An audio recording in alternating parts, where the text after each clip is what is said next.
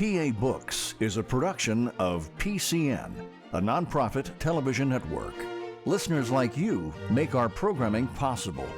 To learn more about PCN's mission and to support PCN with a donation, visit PCNTV.com.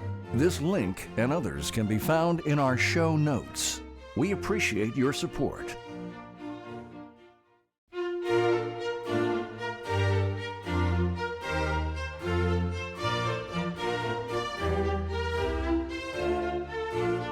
This week on PA Books, Andrew Browning, author of Rescuing the Republic. Andrew Browning is the author of Rescuing the Republic, James Madison, the Annapolis Convention, and the Path to the Constitution. Andrew, in your book, you say, "It was my own dissatisfaction with the standard accounts of the coming of the Constitutional Convention that led me to write this book." What was your concerns about the standard accounts? They're good history, but they generally leap from a description of the sad state that the country was in under the Articles of Confederation, especially the impossibility of amending them, to the Constitutional Convention already underway. And there's no explanation as to how it was possible to get from the impossible state that the country was in to actually going about the business of creating a whole new frame of government. So I wanted to find out more about what happened to make that change possible. And it really is George Washington's words, to rescue the United States, which he thought was about to fall into anarchy and confusion. Now, it's interesting that this period that you write about was kind of ignored, but there were so many interesting ideas that were being developed during that time frame. People didn't necessarily start off wanting something new, but it took time for their ideas to evolve. You know, people said, as I suppose they always do, that they weren't looking for something new. They were trying to preserve something that they had always valued and that was suddenly under threat. John Adams and a lot of the patriots of that period said that the American Revolution was not revolutionary. It was actually an attempt to preserve the sense of self-government that the colonists had before the French and Indian War, during the time that a lot of historians call benign neglect by the British government, and actually to preserve what they considered the rights of Englishmen. So I think one of the reasons that we don't, the general public at least, doesn't think about this stretch is that we tend to conflate the great events of the beginning of the country, the Declaration of Independence, the Constitution, into a single big beginning. I've seen books published by reputable publishers about the Constitution, and on the dust jacket, they have a photograph of the Declaration of Independence. One elaborately printed document looks like the other, and so they tend to be blurred together. But it was actually 12 years between the adoption of the Declaration of Independence and the ratification of the Constitution. That's a long time for the country to struggle along under a system that most Americans today have no idea ever existed. Now, during those years, of course, there are many famous Americans from that time period that are household names. But was there anybody, when you did your research, was there anybody who's not a household name that you thought, hey, this person's important? Ever hear of Egbert Benson, Abraham Clark, Wiley Jones? These were people who were very important, very powerful in their own states. I think without Egbert Benson, we might not have actually gotten to the Constitutional Convention, but there's not even a single book-length biography of him. So there were quite a few folks who were not famous. Today, actually, most of these people were not famous in their own time. Communication in the late 18th century was pretty slow. Most people thought about their own neighborhoods. And I would say, aside from George Washington and Benjamin Franklin, most of the founding fathers were pretty well unknown outside of their own states. You mentioned Egbert Benson. Tell us more about him. Why should we know him? Egbert Benson was a New Yorker who early on believed that there had to be a strong national government.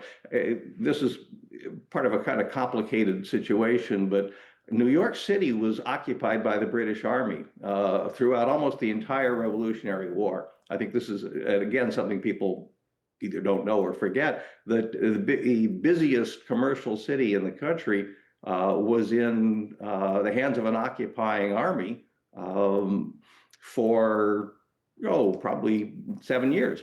And the people of the state of New York were very eager to do anything that could be done to strengthen the Continental Congress, which was the agency that was directing the Revolutionary War, in order to drive the British out of their city.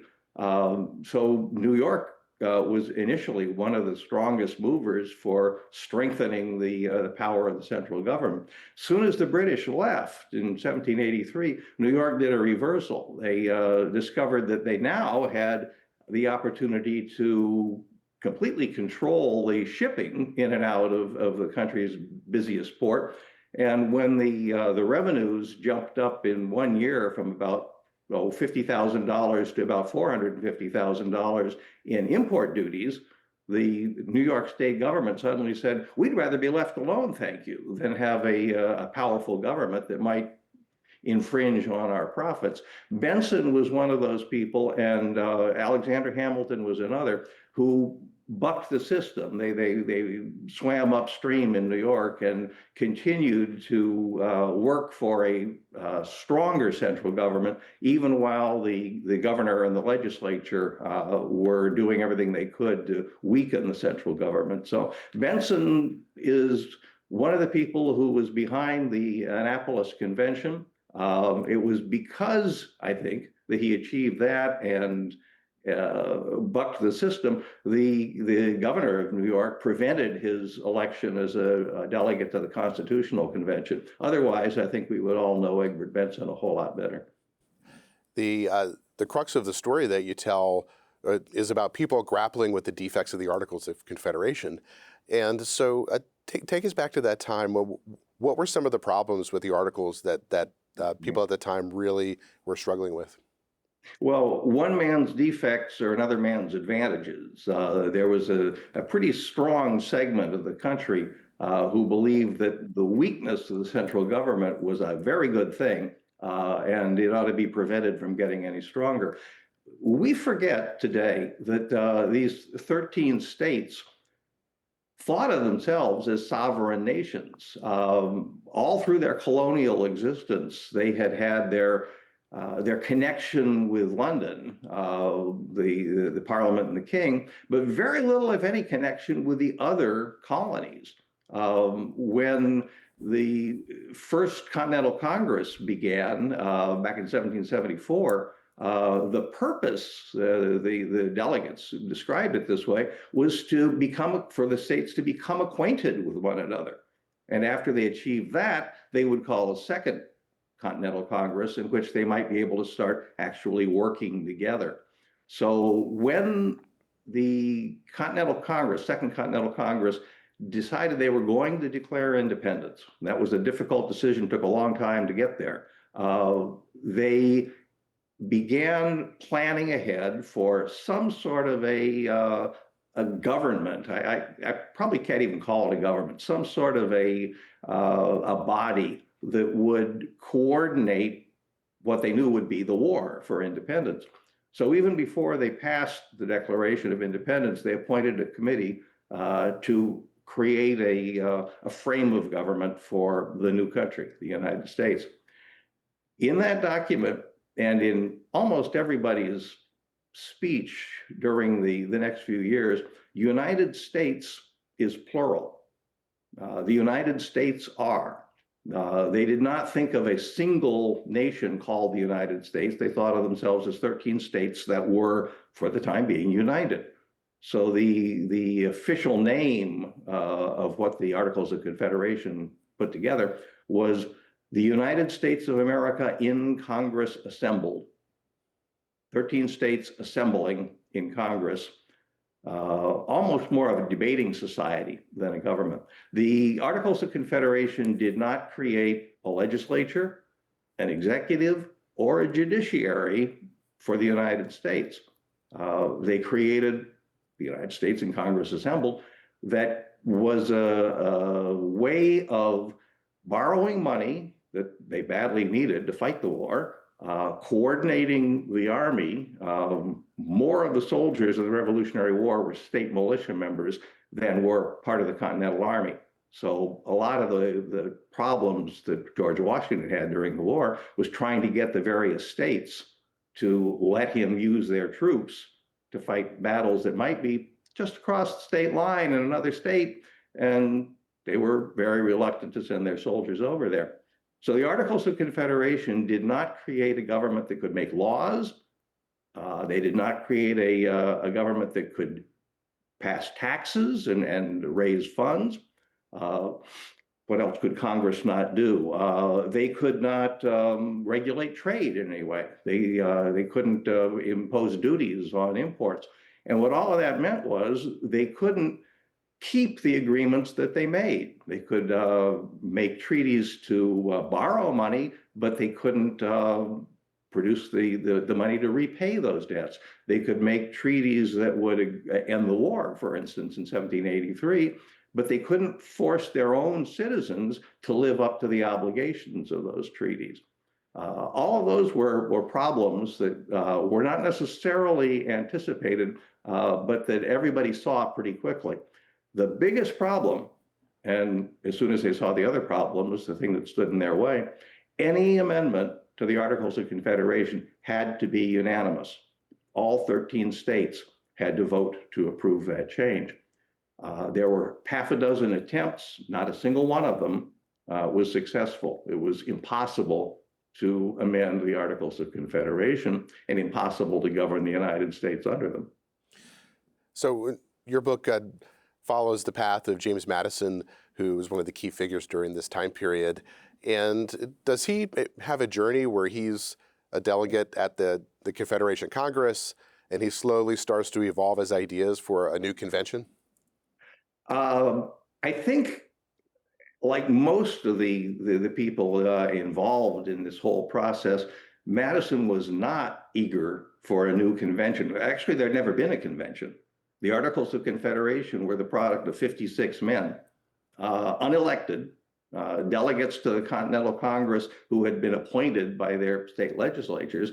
They wrote the Articles of Convention. They eventually got the votes in the 13 state legislatures to ratify the Articles of Confederation, but there was never a convention held. And individual states refused to acknowledge the legitimacy of state constitutions that were the product of state legislatures. They said there had to be a convention of the people, called by the people, with people elected for that purpose only, to write a constitution for the state. But this never happened for the United States in Congress assembled.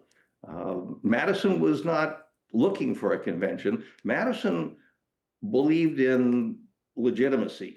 He thought that it would be impossible to maintain a government unless you played by the rules, unless you created a government by the understood laws of nations, and that government operated by them, and the people of that government obeyed them.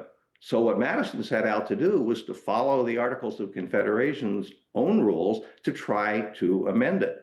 And he was one of many who discovered that that couldn't be done.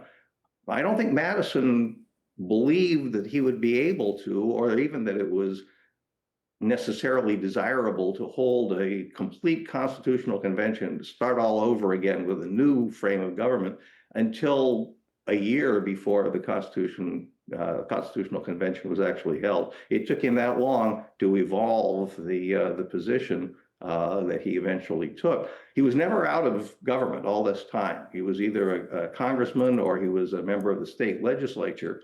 And he saw both sides. He could see what was going on in Philadelphia with the Continental Congress, now the Confederation Congress. And he also saw what was happening in Richmond with his own state legislature. And it was those two perspectives, seeing both angles that were being taken, that eventually led him to believe in a convention.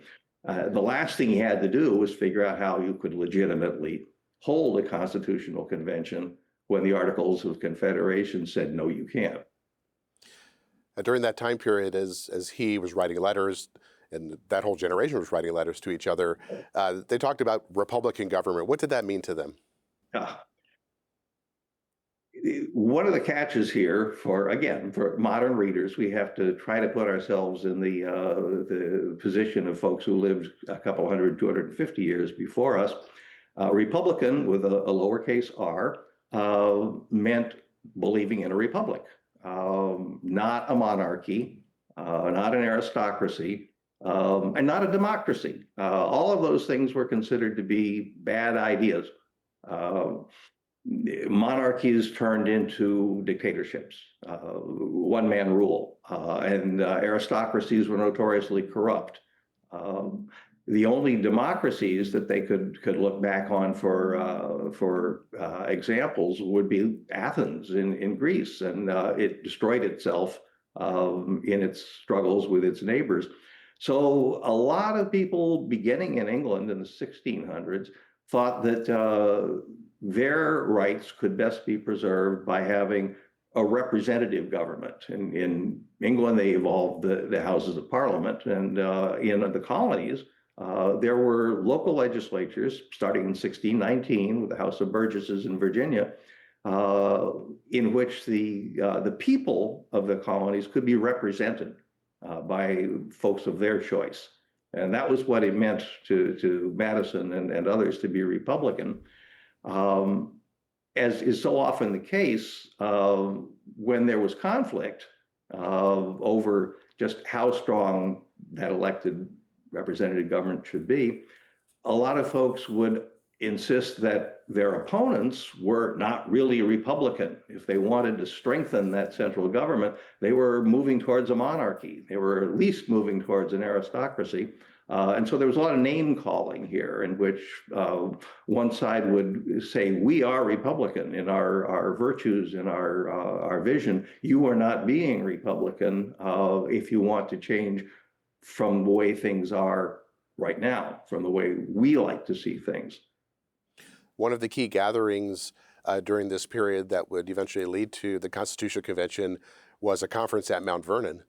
And talk about that. It started off small. They were not looking to revisit the entire form of government, but it would eventually lead to that down the line.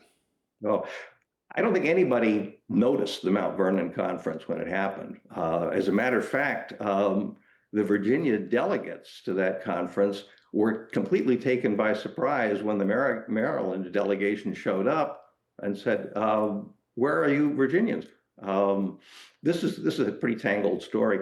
Madison and Washington were working together to try to get interstate cooperation in order to develop the Western territories. They're vast lands that had all been claimed by individual colonies. Virginia, actually, in its charter, was granted all of the land west to the Pacific Ocean and northwest to the sea, which pretty much includes everything north of New Mexico and west of Ohio. That was Virginia. And other states had similarly ambitious charters that all overlapped. So most of what New York claimed was already claimed by Virginia. Everything that Pennsylvania hoped to be able to claim in the West was claimed by New York and Virginia also, and so on. Washington and Jefferson too, but Washington in particular, wanted to develop the Potomac River as a gateway to the West. He believed that it would be possible with strategically located locks and some dredging to bring all of the commerce of the developing West to the eastern seaports. And it would be very convenient for Washington because the Potomac River ran right by his front door. And he would be in a good position himself to benefit from this. Madison understood the practicalities of it, that they were going to have to create some sort of agreements, legal agreements with the other states that bordered on the Potomac River and that went off to the west. So he got the Virginia legislature to agree to a meeting between some Marylanders and some Virginians in Alexandria, Virginia. Patrick Henry was the governor of the state, and Patrick Henry was a strong opponent of increasing the power of Congress because Patrick Henry liked to have a lot of power and freedom for the governor of Virginia. And he was one of a number of state governors who were really digging in their heels to prevent giving more power to the national government. So Henry forgot to notify the Virginia delegates of the time and place of the meeting. A little oops there on his part. He managed to notify the Maryland people, and he got confirmation back from the Maryland people, but it sort of slipped his mind to let the delegates from Virginia know that this was happening. Madison and Edmund Randolph were supposed to be delegates, but no one ever told them where and when the meeting would be held. Two other men, George Mason and Alexander Henderson, happened to live in Alexandria. The Maryland people showed up there. They more or less bumped into Mason on the street. Some of them knew him already. And he learned that he was a delegate to a meeting that he'd never heard of. George Washington was his next door neighbor, and Washington very generously said, "You can meet at my house. Come to Mount Vernon and hold your conference. I won't get in your way." They did this. They signed the agreement with Maryland to have an interstate cooperation over the Chesapeake Bay as well as the Potomac, and they all went back home again. The small advantage here was appreciated by the Virginians and the Marylanders, but one of the consequences was everybody noticed Congress isn't objecting to this. None of the other states are saying, wait a minute, the Articles of Confederation say you can't make compacts between states without the approval of Congress ahead of time and specific topics and specific time period during which the compact will be in effect. And they thought, maybe this is something that we could expand on. So the Mount Vernon conference was a small meeting that almost didn't happen, but it was a foot in the door. And it would come up again when in the failure of any attempts to amend the Articles of Confederation to let Congress put an import duty on trade in order to raise some money to pay the troops and to pay back their debts to the French and the Dutch.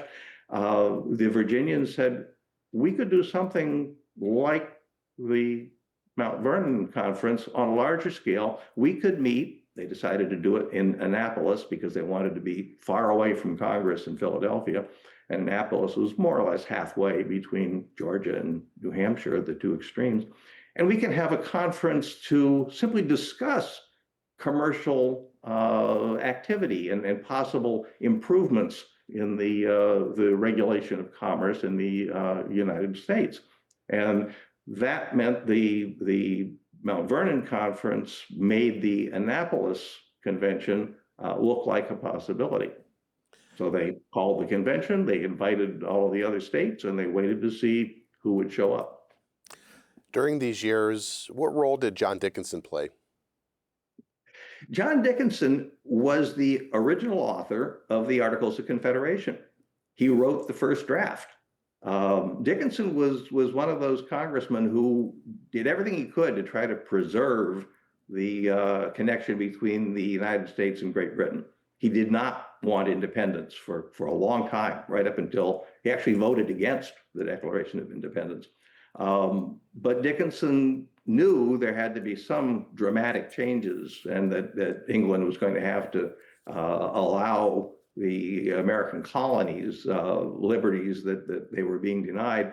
So Dickinson stayed in the Continental Congress. He accepted the vote for independence, and he was made the chairman of the committee to write the Articles of Confederation. He put together a document that had a pretty strong Congress. Essentially, it said any powers that are not specifically limited to the states will be given to the Congress. And by the time Congress got through cutting and pasting and deleting and adding to his draft, it was the opposite. Any powers that are not granted to Congress will be maintained by the states. So Dickinson's first effort at the Articles of Confederation got lost in all of the amendments, but he wasn't forgotten. And when the Annapolis Convention was called, Dickinson was one of the delegates chosen now by the state of Delaware. He went back and forth between Delaware and Pennsylvania, which were almost two parts of the same whole at that time. And he was chosen to be the president of the convention at the Annapolis Convention. His signature was on the proclamation that they issued. And then he would be, a year later, chosen as a delegate to the Constitutional Convention as well. So Dickinson was one of the early believers in a stronger central government. And the fact that he wrote the Articles of Confederation is misleading because he wrote a draft that Congress completely changed. This was a time before the modern political party system was created. So how did people with common interests organize themselves? People with common interests usually had fairly localized interests. People in Massachusetts were very interested in the shipbuilding industry and in looking out for fishing rights. People in Virginia and North Carolina didn't fish and didn't build boats, but they were very interested in having the opportunity to trade with the West Indies in particular, but also with Europe and the northern colonies. The corn and wheat and tobacco that they grew, they were very agrarian. Pennsylvania was, like really all of the country, predominantly agrarian, but Pennsylvania was governed by Philadelphia people, city slickers. So the biggest businessmen, the biggest merchants in the country, people like Robert Morris and George Clymer, Thomas Fitzsimmons, were all in Philadelphia. And Philadelphia wound up being the one state in the United States that had a two-party system from the very beginning. And they were so closely divided that they alternated with every election and who was going to control the Pennsylvania legislature.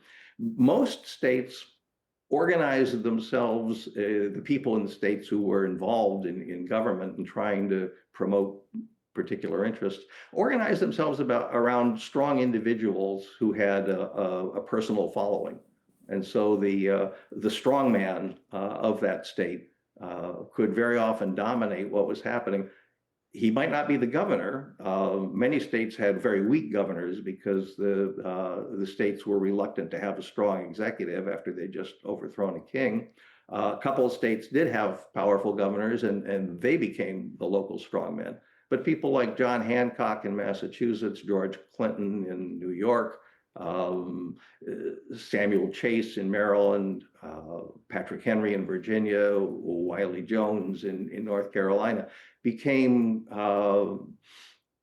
leaders of groups of people who saw things their way, and the opposition to them usually had to find somebody that they could gather around who might be able to resist them. So it was very personal politics rather than party politics. We'll be back in a moment with the PA Books Podcast. Enjoying this podcast? Please support PCN with a donation at pcntv.com. This link and others can be found in our show notes. We appreciate your support. How did the culture at that time view commercial interests and commercial activity versus, say, investments in land?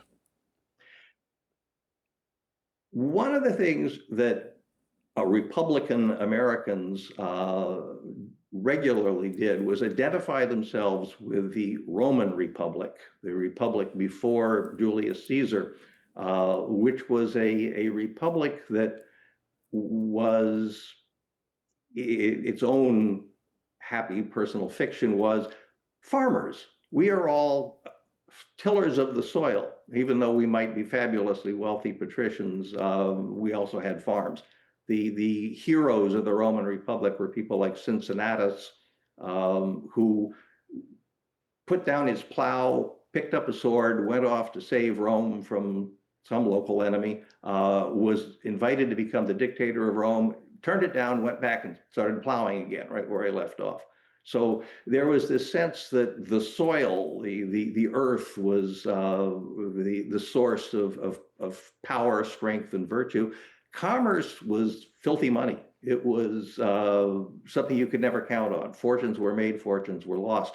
The South Sea bubble haunted a lot of people's imagination. It was a huge investment scam at the beginning of the 17th century. It went bust, and many people in England lost everything.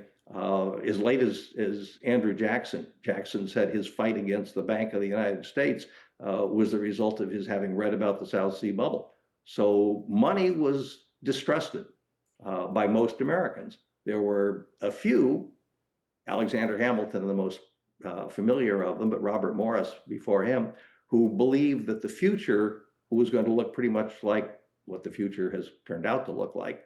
You were going to need to have economically powerful governments that were based on finance rather than on farming.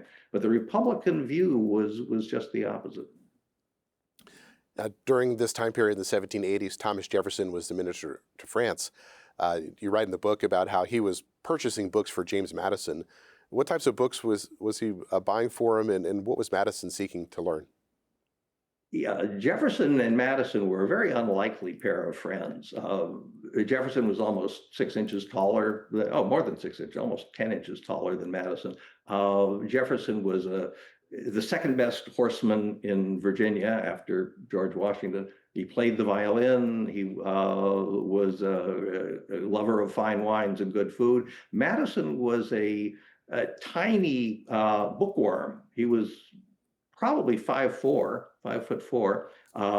maybe weighed 100 pounds, and regularly had what I think were migraine attacks that would lay him up for days on end. He called them bilious fevers, but they sound like migraines to me.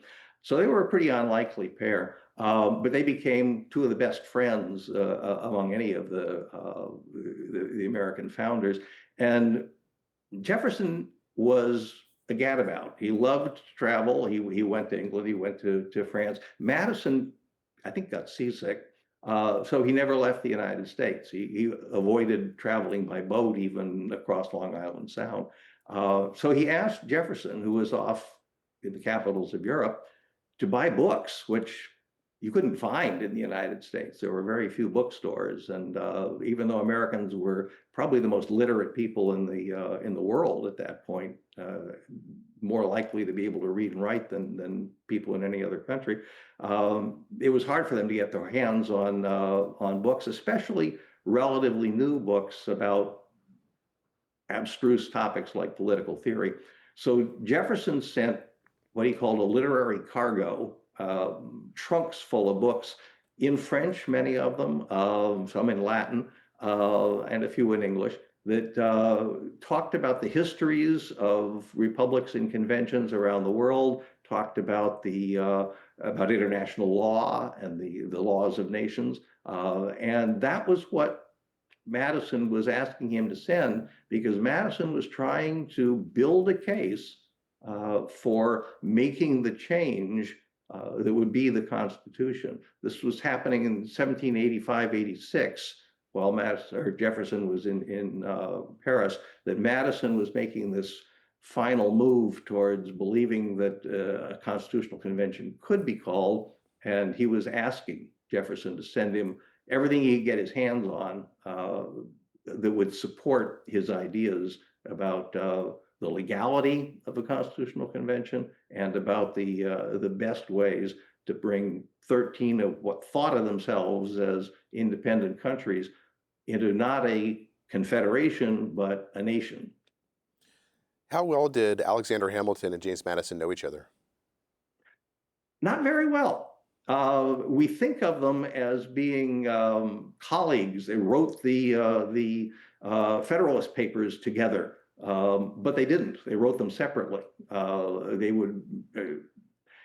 Hamilton would send a letter by courier to Madison asking him, when can I meet you to talk about this? They might be a couple of blocks apart, but they didn't just walk over and knock on the door. Hamilton would make an appointment to talk to Madison about what he was writing. They met in Congress in 1782. Hamilton arrived that year. Madison had been there for almost 2 years by then, more than a year. And Hamilton only stayed for about 8 months before he got disgusted with Congress and quit and went away. Madison didn't see him again. They didn't exchange any letters. This was, as you said, an era of prolific correspondence, because it was the only way you could share ideas was by getting out the quill pen and the paper and writing a letter, sending it off. We're very fortunate because that means we can now read what was on people's minds at the time. They didn't meet again until Hamilton was sent to the Annapolis Convention by New York as a delegate. That lasted for less than a week again, and then they split up. Madison met Hamilton for a third time at the Constitutional Convention, where again, Hamilton got disgusted because things weren't going his way, quit, left the convention for the middle half of it, and then came back for the very end. And then at the end of the convention, when the Constitution had been adopted by its authors, but needed to be ratified by the states, they were in New York after they left the convention, because that's where Congress was meeting. And Madison was still in Congress, and Hamilton was a resident of New York City. So they both went back to New York, and Hamilton began writing the essays that would be published in newspapers around New York City to try to persuade New Yorkers to ratify the Constitution. He'd missed half the convention, so he didn't really know all of the arguments that had been made one way or the other. He asked Madison, who never missed a day of either Congress or the Constitutional Convention, to join him in writing these essays. Hamilton would write about the parts that he knew and understood and was interested in, finance, the executive office, and Madison would write about the arguments about what the legislature could do, what laws could be made, what liberties were being protected by the Constitution. That being done, they parted. Actually, Madison had to go to Virginia to organize the Virginia ratifying convention at that point, so he left with Hamilton still had about half of his essays to write. And after that, I think the next time those two met was when Madison was elected to the House of Representatives. The Constitution had been ratified, the new government was taking effect, and Hamilton was appointed Secretary of the Treasury by George Washington. So they had a fair number of connections, of involvements together, but I don't believe they knew each other very well. I suspect that Madison knew Hamilton better than Hamilton knew Madison, because Hamilton was very outgoing, talked the blue streak. He would sit down to write a letter, and he would get up 30 pages later, and off the letter would go. And Madison was reticent and listened a lot, read a lot, but you had to lean forward to hear him speak. The person who was taking shorthand at the Virginia ratifying convention was really frustrated that he could never make out what Madison was saying. And this was the man who did most of the talking at that convention. So I think Hamilton believed he understood Madison and was mistaken. And I think that Madison was beginning to understand Hamilton and realized they didn't really agree on very much beyond the necessity of the Constitution. But that's another story. When the Annapolis Convention convened, what was the agenda? A good question. And I don't think all of the members by any means understood what the agenda was. They had very different ideas of that. I think where the Annapolis Convention becomes really important, and it's there in all the history books. It gets about a paragraph maybe, and if you look for it, you find that it's mentioned briefly, and if at all, it is described as a failure. The Annapolis Convention called a fiasco by one historian. Only 5 states actually had a full delegation present, so the Annapolis Convention was a failure. I think Madison made the Annapolis Convention a success by subverting it. And the way I think he did this, this is about 25% of the book that I've written is about this process, was realizing that they were never going to get all of the states who had so many conflicts on completely different bases to accept a proposal for change that came from Congress, because Congress was pretty universally hated. Everyone believed that Congress should be doing things the way they wanted it done.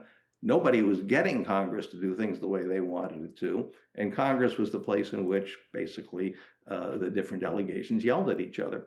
So if anything was going to happen, it couldn't start in Congress or it would be dead on arrival. Madison believed that if they called this commercial convention, called by a state, the state of Virginia invited the other states to join them in Annapolis. They invited them to another state that didn't actually accept the invitation. Maryland said, no thanks, but they went to Annapolis anyway. They could bring together thoughtful, influential people from the other states, and they could find a common ground to call for another meeting that would do much, much more than the Annapolis Convention, a commercial regulation convention, was supposedly to do. In fact, I think Madison realized if they kept it a commercial convention, it would be just like Congress. The Southerners would disagree with the Northerners. The New England delegates would refuse to accept the ideas of the Virginians. He wanted to avoid that. Madison got there early. Madison always arrived early. It's one of the reasons the Constitutional Convention went the way it did was that Madison came with a complete plan already there. He talked to all the folks who were assembled before the convention began, explained the plan, and all the rest of the convention could do was either argue against Madison's plan or follow it, but they could never get any other possible alternative going. So Madison arrived early for the Annapolis Convention, but he arrived in Philadelphia. He didn't go straight to Annapolis. Congress was meeting in New York. Madison's second home, his home away from home, was Philadelphia because that had been the home of Congress for all the years he was there. And he knew a lot of people in Philadelphia. So Madison met with his friends in Philadelphia. Certainly, we know he met with Thomas Fitzsimons, the wealthy merchant and former congressman, because he quoted a letter Fitzsimons had received from someone in South Carolina when he wrote to Jefferson to tell him how things were going. So we know he talked to Fitzsimons. He went and spent about 2 weeks, week and a half in New York City, where Congress was meeting. The South and North were at each other's throats during that week. Over the treaty that the northern commercial states wanted to sign, allowing them to trade with the West Indies at the cost of closing down access to the Mississippi River for the United States. Southern states with borders on the Mississippi, like Kentucky and what would become Tennessee, knew that was the only way they could get their produce to market. They would be ruined if they couldn't use the Mississippi River. So part of the impossibility of working through Congress was visible to Madison when he arrived in New York. But he had a chance to talk to people he knew. He told Jefferson he would write to him from New York and then later apologized because he was too busy to write a letter to Jefferson, which is very unusual. He was busy meeting with people in New York, and we don't know whom, but Madison was so punctilious about the etiquette of the day and generally such a a diffident, shy individual, he couldn't bring himself to go to a person he hadn't been introduced to and strike up a conversation.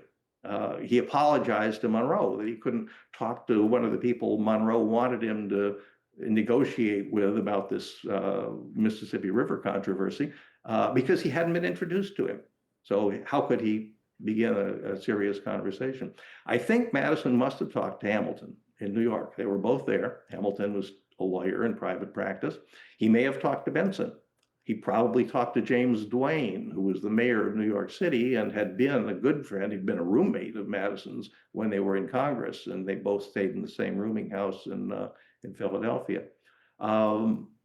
Duane and Hamilton and Benson and Robert Livingston, one of 3 or 4 Robert Livingstons, but the one that was known as Robert C. Livingston, were all chosen already to be delegates to the Annapolis Convention.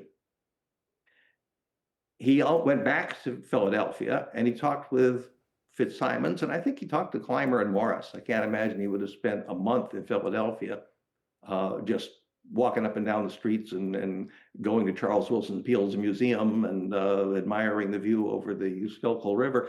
He had to be meeting with these folks. And what turned out to happen was many of the delegates stayed home. The close friends of Madison stayed home. So when only 5 states had a full delegation present, it was states that had partial delegates there, like New York, which had Benson and Hamilton, but nobody else, or Pennsylvania that had Tench Coxe and a man named John Armstrong, but not Clymer, not Morris, not Fitzsimons. These states couldn't carry on business. They did not have a full delegation. It made it possible for Madison and Hamilton, who was definitely on board at this point, to quickly say, oh, we can't hold the meeting.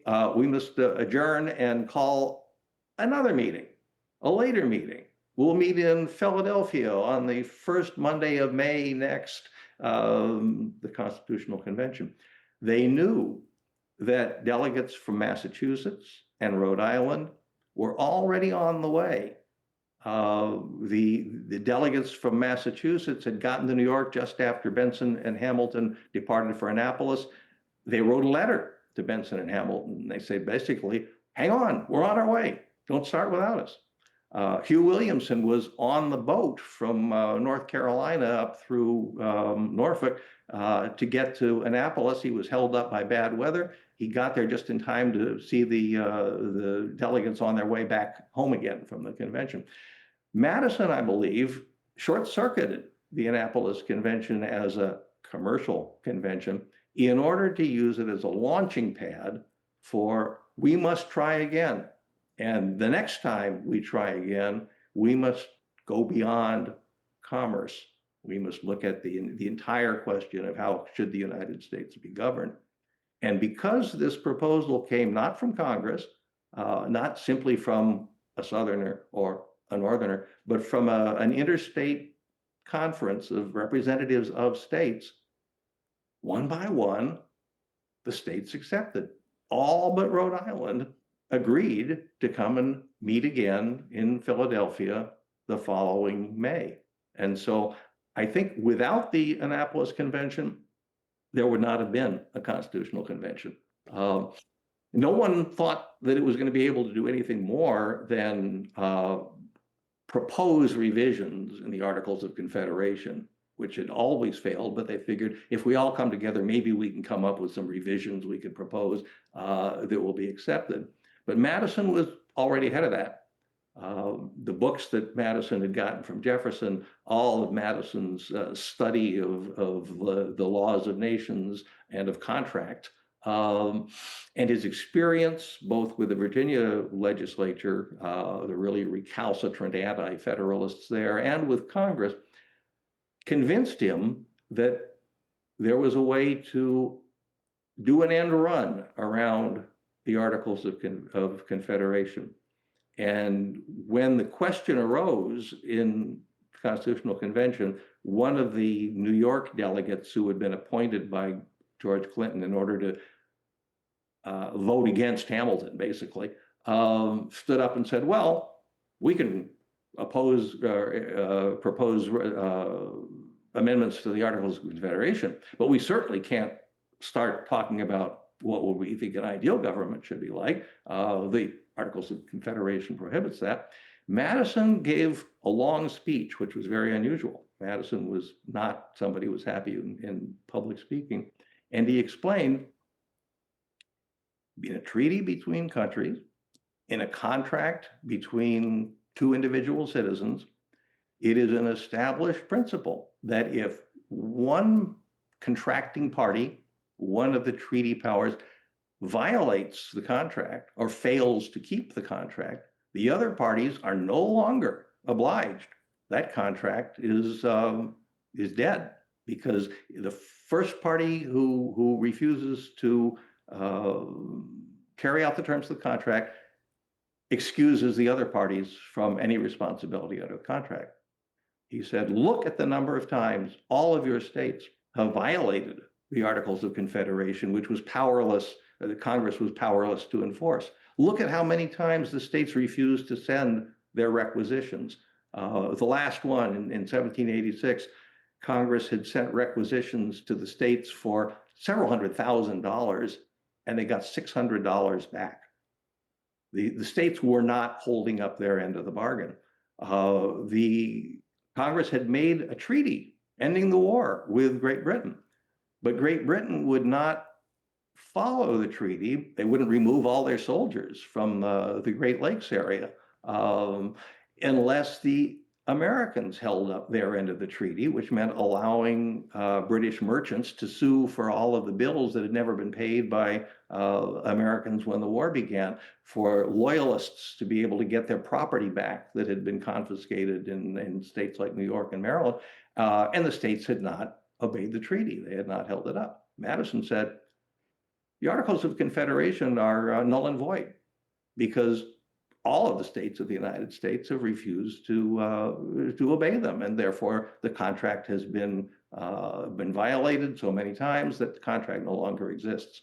We are free to start from scratch. They looked at each other. Three of them at least, stood up and said various things about, I'm not sure that's really the case. Hamilton himself actually said, is this really, the law? And that evening, they went back to their rooms in Philadelphia, and we've got the notes that were kept by half a dozen other people. Madison kept the almost complete notes of the Constitutional Convention, but a lot of other people had partial notes. And you can see in the notes that they're writing, the law says a contract is voided if one party of the contract fails to meet it. That's the law. And they never again, after that day, did anybody at the Constitutional Convention raise the complaint that we don't have the power to start from scratch. They acknowledged, it's true. The Articles of Confederation have done themselves in. George Washington famously followed the example of Cincinnatus and retired from public life after the Revolutionary War, but he was still a major figure during this period. What role was he playing behind the scenes? Washington was called the American Cincinnatus when the French sculptor Houdin had the opportunity to do a marble statue of Washington. He put a plow behind him. Very strange thing. Here is the Washington, the President of the United States, looking very 18th century dignified, and there's a big clunky plow right behind him in the statue. That was the mark of Cincinnatus. Washington believed that if he didn't go back to the plow, if he didn't leave public life after his term as general was over, he would be violating a promise to the people. So Washington never ran for an office. He did not take part in any of the public politics, but he wrote letters and he got letters. And Washington worked behind the scenes to encourage people first of all, to do everything they could to strengthen the Congress, and then after the Annapolis Convention, he wrote quite a few letters back and forth with Madison, talking about, mostly Madison doing the talking and Washington asking the questions. What can we do, and what are you planning to do at the convention to come up with something that will give us a unified country and avoid anarchy? So Washington was trying to preserve his distance. He didn't want anybody to think that he was making a power grab, that he had in mind to be a Julius Caesar and try to make himself the emperor. And Madison had to do everything he could, patiently but over and over again, to persuade Washington to go to the Constitutional Convention as a delegate, which Washington didn't want to do. They both knew if he went, the convention would insist on his presiding there. And everybody knew the minute they started to talk about a possible single executive officer for the country, I mean, all eyes turned to George Washington. Who else could be the first president of the United States?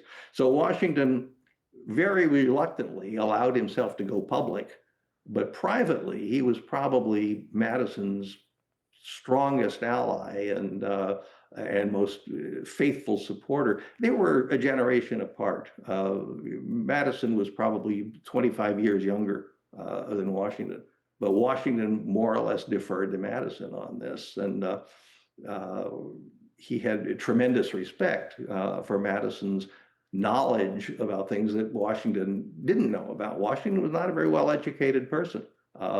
He didn't read all of these treatises on international law and contract. He wasn't a lawyer, but he trusted Madison. We've been speaking with Andrew Browning. He is the author of Rescuing the Republic, James Madison, the Annapolis Convention, and the Path to the Constitution. Andrew, thanks for joining me. Thank you. It's been a pleasure. Listeners like you make PCN programming possible. Full episodes of PA Books, as well as other PCN programs, are available to stream with the PCN Select app.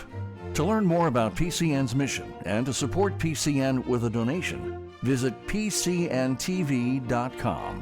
This link and others can be found in our show notes. We appreciate your support.